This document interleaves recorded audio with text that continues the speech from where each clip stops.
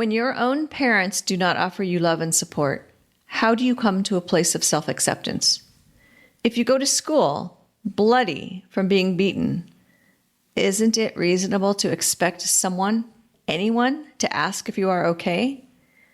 And when they do not, you might just begin to wonder if there's something wrong with you. An aversion towards yourself takes root. Hi, it's Margaret Maloney, and welcome to Season 3 of the Death Dhamma podcast. I'm so glad you're here, and I'm so appreciative that you are part of my community. And yet, I seek not to be attached to the idea of the podcast or even to the idea of our community. And that's our topic this season: attachment, clinging, and aversion. What happens when we really want something? What happens when we really don't want something? And what does it do to our suffering and dissatisfaction? Let's dive in and find out a little bit more with today's episode. Venerable De Hong knows about trauma. He left Vietnam on a boat, overcrowded with others escaping a harsh regime. They sat in place for many days with no food, maybe a tiny amount of water. Then, at 18 years old, he found himself in the United States with $10, responsibility for his younger brother, unable to speak the language, trying to finish high school while working all night to pay for food and rent. Before this, Venerable D withstood tremendous amounts of verbal and physical abuse from his father. In between physical attacks, he was told that he was nothing and that he was not worthy of an education. It's no wonder that Venerable D developed an aversion to his own appearance. On the list of ACE, or adverse childhood experiences, Venerable D has lived through almost all of them. Spoiler alert, though, after going through his own suffering, he came through the other side, and now he uses his experiences and his story to help others. Everyone, today, Venerable De Hong is with us. Now, I say Venerable D, and Venerable D and I went to University of the West together, and he always graciously lets some of us call him Venerable D because he knows that I don't speak Vietnamese or Chinese, and so it's a nice thing that he does, but he is going to introduce himself and probably say his name in the proper way. But I want to welcome him back because some of you remember that he spent time with us in Season 1 of the Death Dhamma podcast, and now he's here today to talk to us about attachment. So welcome and thank you so much for being here. Thank you, Margaret. Thanks for having me and inviting me to share my my issues. Well, my birth name is De Hong, and since taking on the being a monk, we were given our Dharma names. So if you speak Vietnamese, then my Dharma name is Thiện Tâm, Thien space TAM. And if you translate that into Chinese, is Shan Xin, is SHAN space XIN. But then I was also ordained in the Theravada tradition, and my root teacher is Vietnamese, but he is practicing the Myanmar's Theravada. Mm-hmm. And he gave me the Dharma name of Sila Daro because so it's complicated. I don't know, but that's how it is. We just kind of follow the tradition, but to make it easy on everyone, as I say, call me D. Thank you. So he is a man of many names and many talents. Maybe you would like to tell us a little bit more about yourself too. Well, just a brief review in case if folks didn't, miss the first episode, the first season, right? Right. Which has been a couple of years. Correct. And well, before being a monk, I was in software. And the stress was so much that I quit my job as a software analyst. That was back in 2006.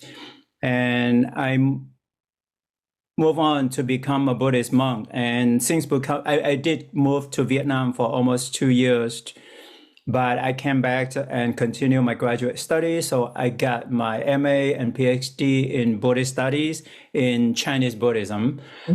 That was in 2010 and 2015. Now, back in 2013, our former professor, emeritus Professor Lancaster, he initiated to teach, and he wanted to teach Buddhism in the prison. And Margaret, you were one of the 3 people besides John and I. We were the only 3 people that signed up. That's true. I remember. Yes. Disappointingly, only 3 of us stepped forward. Yeah, it was kind of like, I don't know, thinking like, well, what was I thinking, right? And don't forget, it has been 10 years. And that's how we formed the Engaged Buddhist Alliance as a 501c3 nonprofit.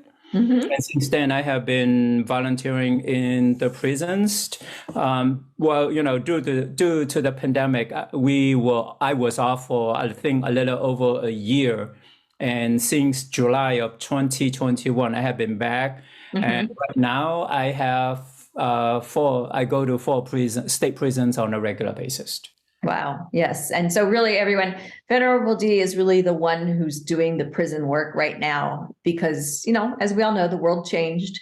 And so the ability to go back and visit and share meditation and Dharma is just coming back. And so Venerable D is the one doing that. And then he's with us to share today, though. And so today he's going to help us with attachment and aversion and all those good things that the topic of our 3rd season of the podcast.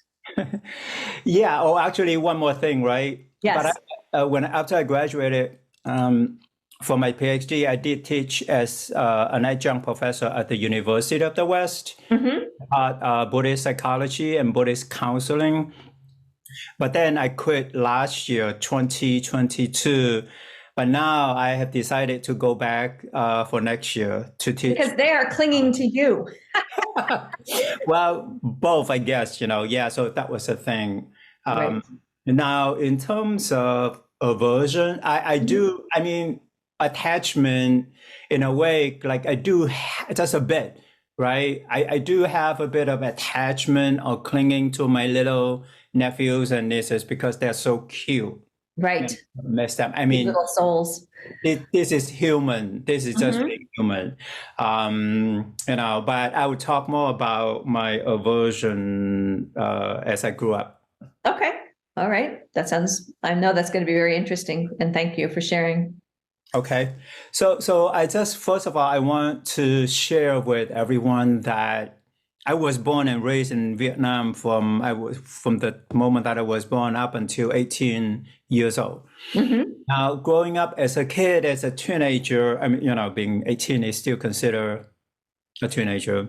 I never liked this me, like the way that I looked, who I was.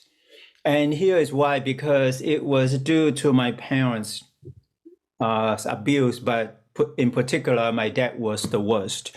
Okay. He always scolded me, like put me down, berated me. And in Vietnam, because, the houses are so small, so whatever that you say, your neighbors could hear you.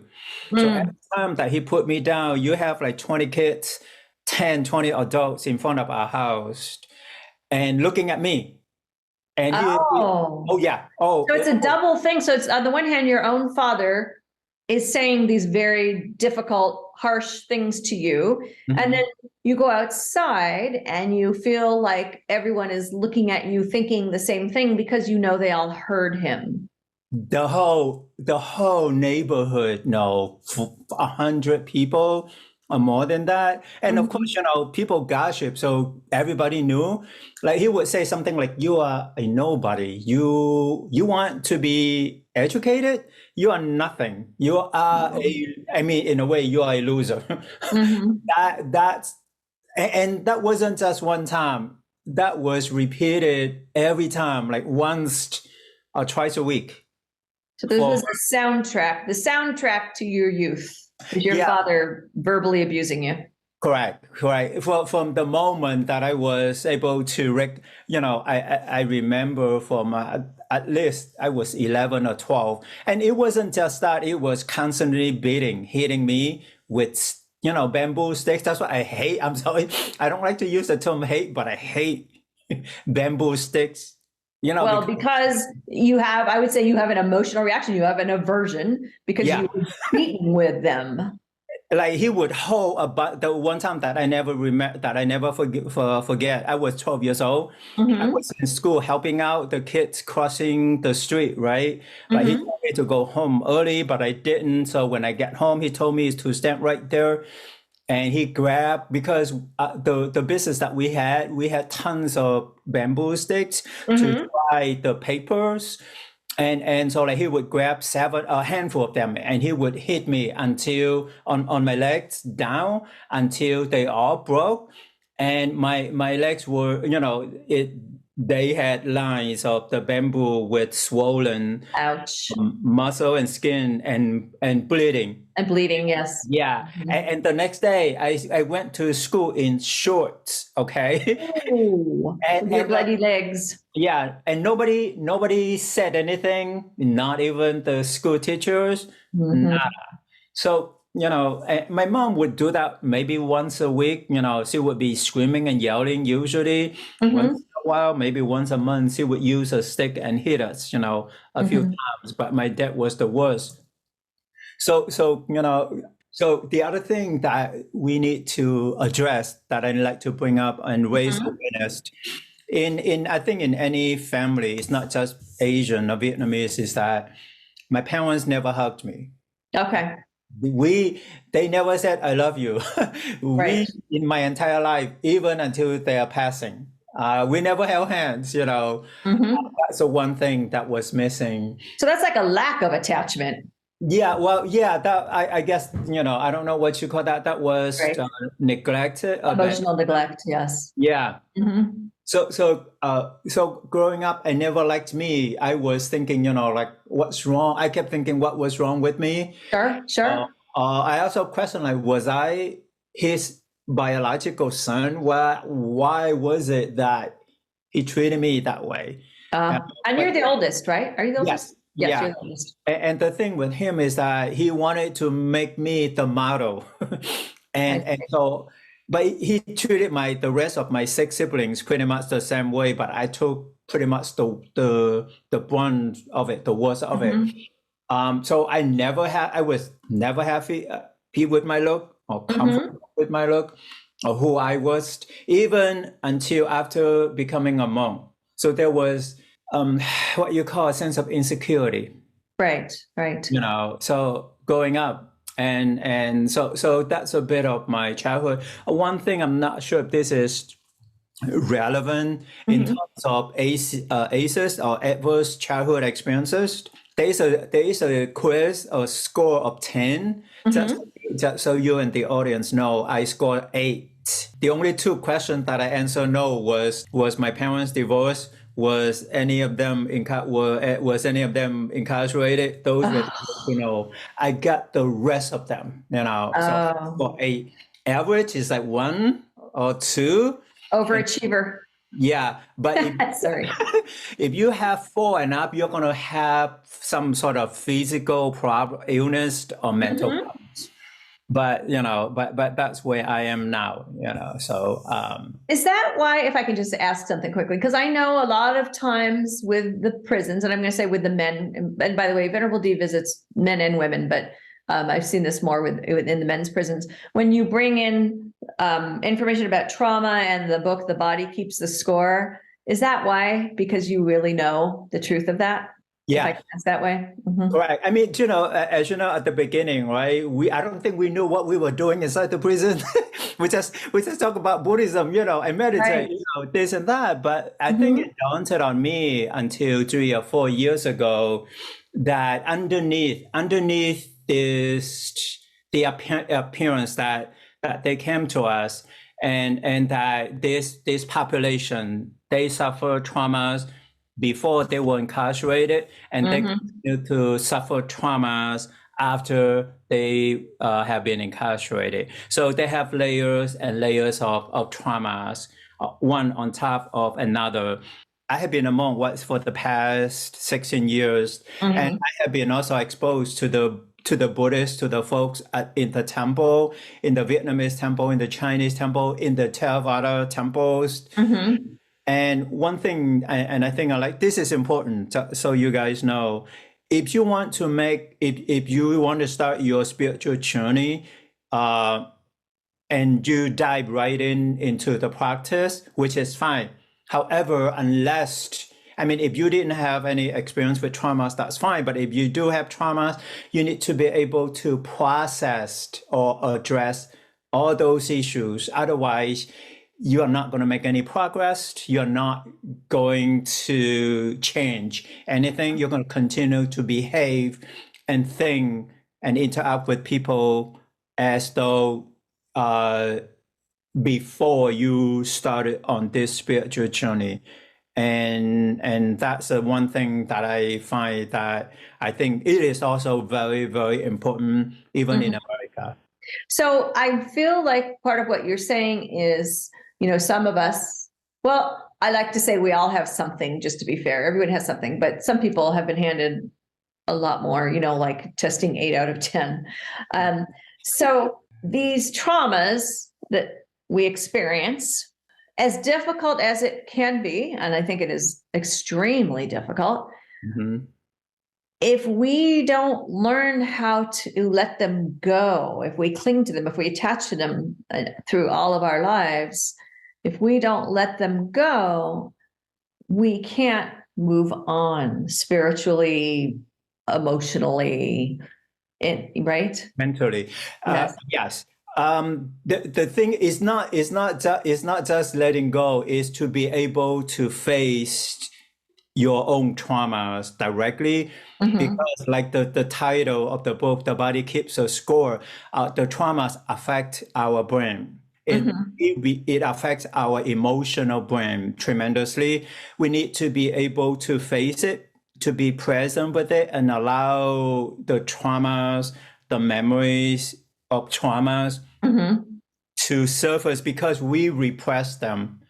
And in order to, so we need to address them, bring them up, and, I guess probably going through therapist to be able to process, to bring them from our unconscious mind to the conscious mind. And that is the only way. And actually, mindfulness meditation, according to Dr. Basil van der Kolk, thank goodness I learned how to pronounce his name, he said that mindfulness can help us to be able to process and actually heal. And and also, along with gratitude, the Brahma Vihara, which is loving kindness, compassion, sympathetic joy, equanimity, all of and forgiveness, all of this will help us to address the trauma that we suffer from past, from decades ago.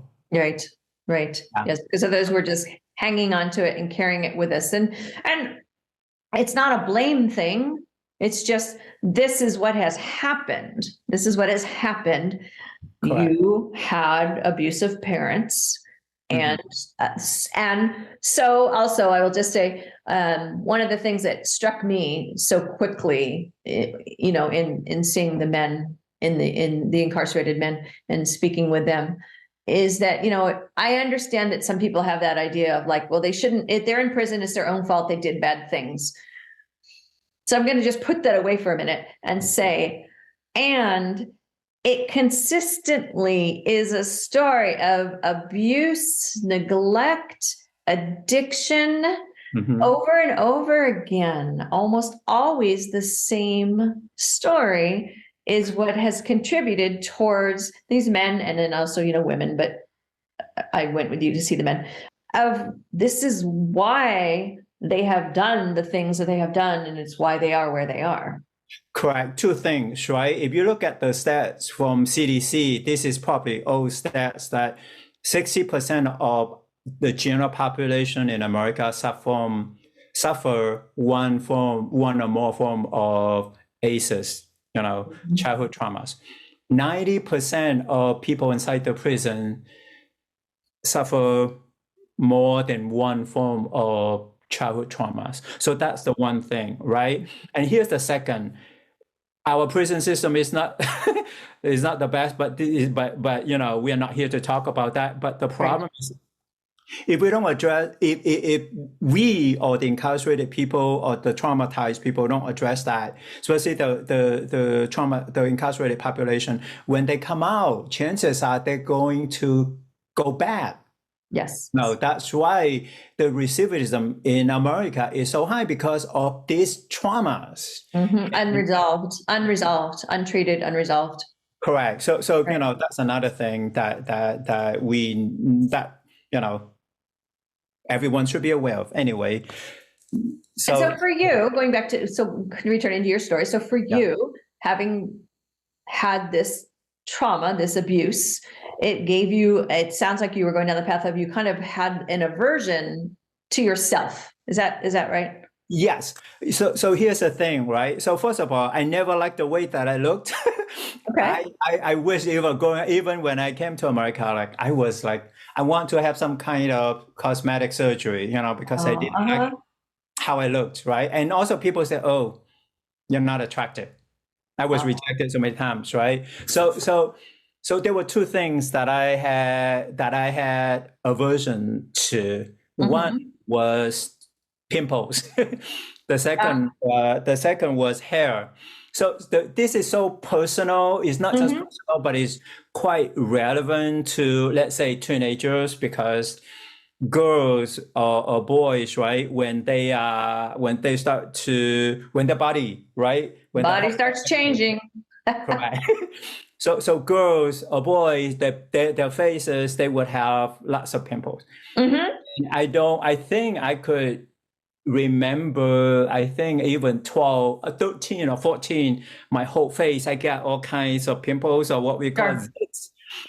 And I had the worst of it just because I had they get pretty big. And in Vietnam, right, there was no such thing as going to see a dermatologist. You just do whatever you do. So you didn't go to treat your acne. Yeah, or acne, yeah. So there was no such thing. So what we do was I squeeze them, or my neighbors, the women, I was 13 or 14. So the elder women, they were in their 20s and 30s. They said, "Hey, come over here. Let me squeeze your zits." Oh, okay. So they would pop them for you. Yeah. And so that was the one thing. And the thing is, I had it all the way until even after I came to the US, I still had that problem. Sure. So now eventually, even when I was in school, in college, right, I didn't have insurance. So that was not even in my mind to say, "Hey, I need to take care of my acne." Right. Not until I think 89 or 90. So I was almost 30 years old. And that I went to my doctor, and he prescribed something, the medication called Accutane. Oh, yes, I've heard of that. Yeah, sure. But it dried my skin out, and he said that it could also affect your eyes, so that's right. I used that, but it didn't work. I still continue to have that a problem, the same problem. And then he used something called Retin A, which also didn't work. And guess what? I think in the early 90s, I drove to my cousin. I was in Cleveland, Ohio. My cousin, who lived in Toronto, he still lives there. I drove to visit him, and his wife suggested that, I went to get a facial done. Oh. And that they would fix it. And you know how much it cost? $500 to guarantee. That's a lot of money. Yeah, and I was, because like my whole from my eyes down, my whole face. By the way, reminder everyone, when he did this, he was not a monk. He was a young person. He was a young person. He became a monk later. Yeah. So what happened was they put different creams on my face, and it burned so bad. It basically peeled my skin. changed my Oh, they gave you a skin peel. That's why it was so yeah. expensive. Ooh. And they said, it was guaranteed. I would be under warranty if it If you're didn't. under warranty, your face is under I warranty. could always, go back. Okay. I came back to work, my whole face for 3 days. I couldn't wash my face. And when I came back at work, people looked at me like, "Hey, what's wrong with you, D?" Because my face was still You're red. burnt. The new skin was still, formed. Right. So that was the extent or the extreme that I did because of my aversion to acne. That's a good example. I mean, I'm sorry you went through that, but that you're making a really important point there, which is the lengths we go to sometimes when we become unhappy with an aspect, especially an exterior aspect of ourselves. Yeah. Yes. And here's what I found out. I came to America with $10, right? So we didn't have a lot of money, and in Cleveland, the only thing that was cheap to eat was chicken. Okay. But here's the problem: the chicken that in Cleveland that we had was mostly frozen. They froze. So there was something in the chicken because my one and right also in early 93 and 94, my close friend Roger, he said, "You know what? You eat a lot of chicken and you still have the pimples and you try everything. You might want to skip the chicken." You know what? I did, and it almost disappeared. I only had one or two pimples or acne once a month or twice a month. Interesting. So there was some kind of hormone or something that they fed in some chemical probably or hormone. Yes. But if I ate at the time, if I ate like fresh chicken, I had no problem.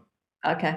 So that's what I found out. So again, coming just to summarize, like I never had confidence in my appearance in the way that I looked, and always there was always something, right? So that was the first aversion. Now onto my another aversion, hair loss. Hair loss. I had so much hair when I first came to America. It wasn't even funny. If you looked, you might have seen my picture. I have seen a picture of you when you were, I think, 18 or 19. And yes, everyone, he had really full, thick, I almost want to say fluffy hair. Like almost like hair. As long as your hair. Yeah, probably. I have, by the way, everyone, my hair is shoulder length. Yeah. Yes. So you had a lot of hair. Yeah. So what happened was after I graduated from college and I started working, and I think I was 28. Again, these two aversions happened at the same time, right? My face and my hair loss. So I didn't know what to do. I went to my doctor and he said, "Yeah, you have what we call male balding patterns." I'm like, "What?" Yes, male pattern baldness. Yes. I was denied. Like, wait a minute. No, I'm Asian. I'm Vietnamese. Like I shouldn't have the issue. Thinking that is a thing that shouldn't happen to you. Yeah. So again, I was in denial, and this shouldn't happen to me. So I was kind of flipping out, and I asked him what to do, and he prescribed it was that Rogaine for me. Yes. And I had to pay $20 copay. Okay, a month, and I think I used it for almost 2 years, but then my hair kept losing. Okay. It kept, and then what happened was one of my friends suggested that, hey, my friend's mom was from Hong Kong, and again Roger's mom. And she said, in Chinese, we use whiskey or brandy. You just rub it on your head, and then it will grow. And you know what I did? Beauty tip, everyone. Right? Sorry. I bought a bottle of whiskey, right? And he wasn't a monk at that time. Yeah. I put it in the morning. I shower and I worked as an engineer at the time. In the morning, I shower and I put it. I rub it on. I all wet. Trust me, I never had a ticket. If I'm glad that I never did. Oh yeah, because you would have reeked of whiskey.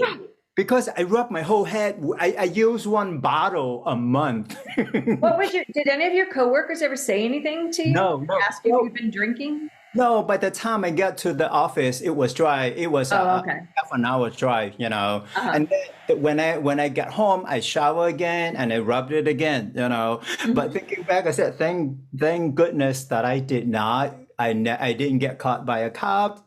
If I did, they would have pulled you over, and then they would have smelled it, and they wouldn't have believed you. Yeah.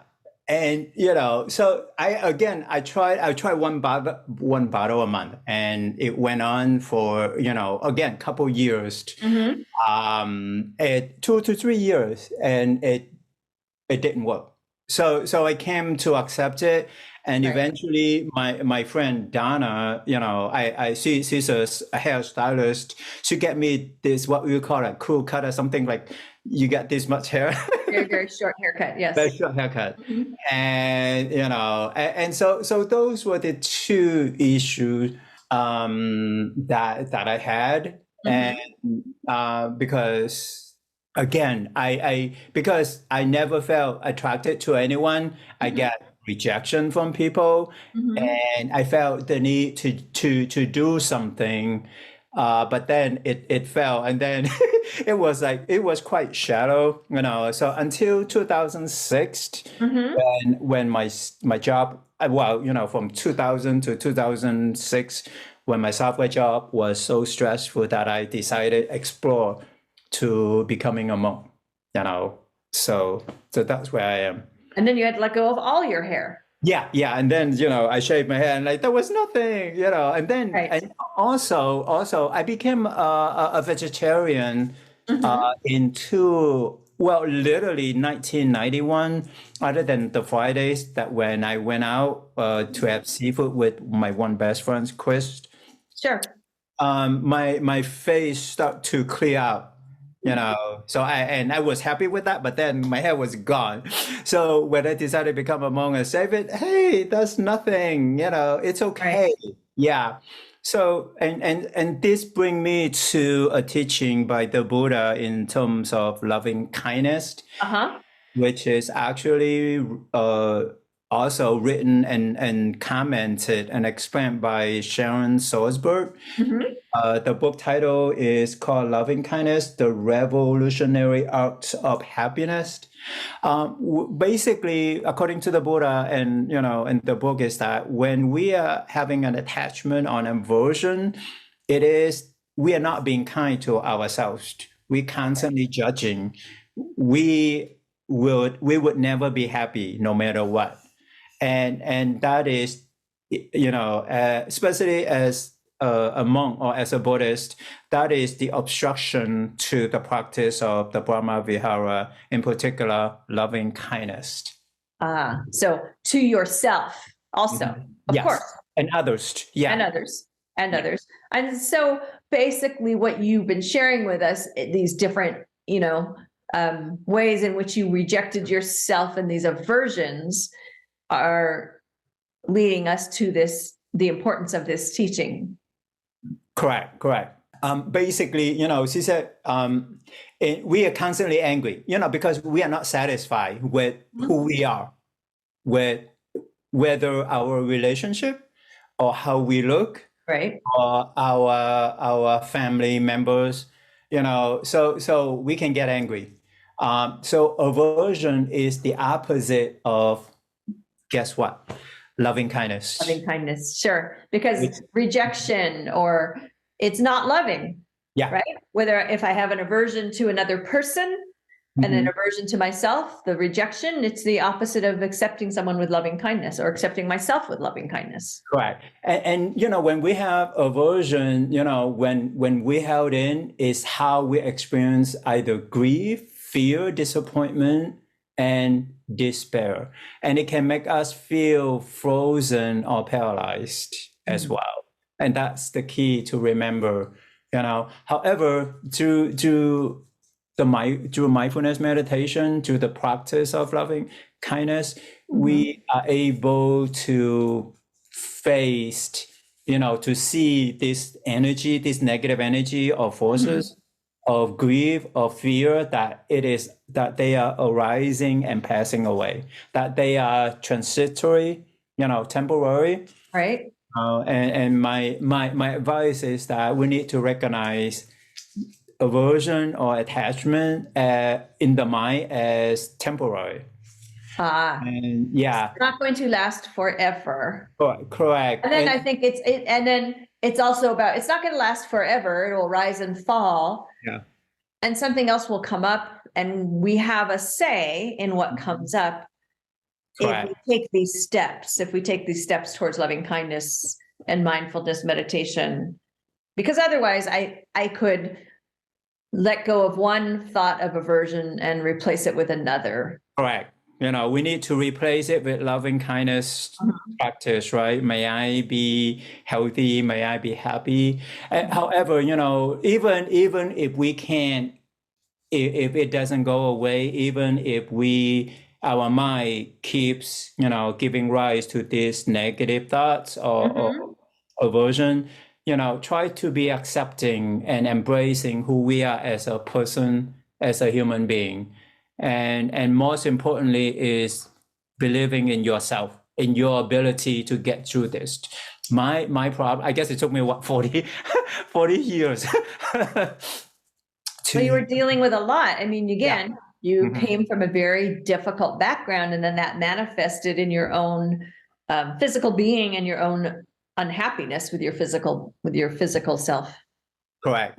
So yeah, it took me years, but in no matter what stage you are, it's just not just believing yourself. Even if you are having tough time, reach out, talk to somebody, share with somebody or see a therapist. That will help. Otherwise, our mind, when we have aversion, our mind is focused on that. It's like rejecting it and not wanting to deal with it, and that distract that we makes us feel isolated and disconnected, even depression. Do you remember, if I may ask, do you remember kind of a turning point for yourself?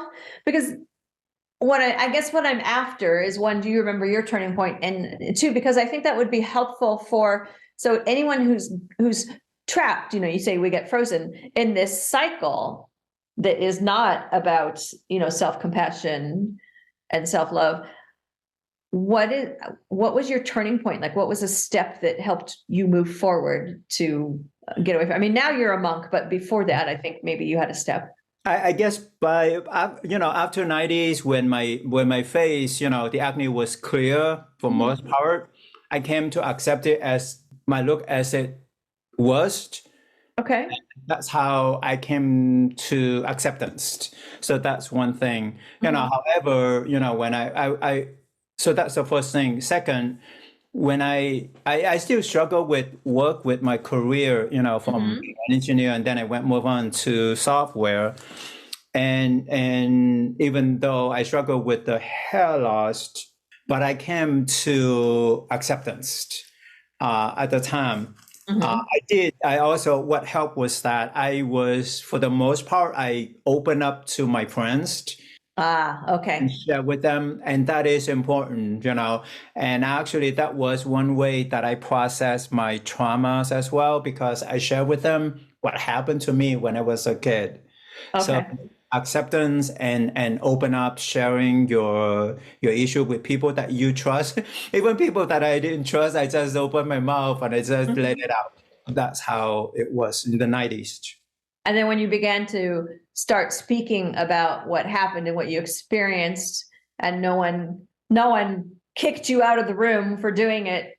No, they realized that it was okay. Yeah. To talk and to get it out. Correct. No, most of the friends that I had they were very accepting. They were open to my issues. They did not judge me or anything. So that's how and it did help. I think that's very valuable and helpful for everyone. And I really appreciate your honesty of your journey of that, aversion to, I'll say, your own physical appearance and, the external things that contributed to it, but your own journey to self-acceptance and self-compassion.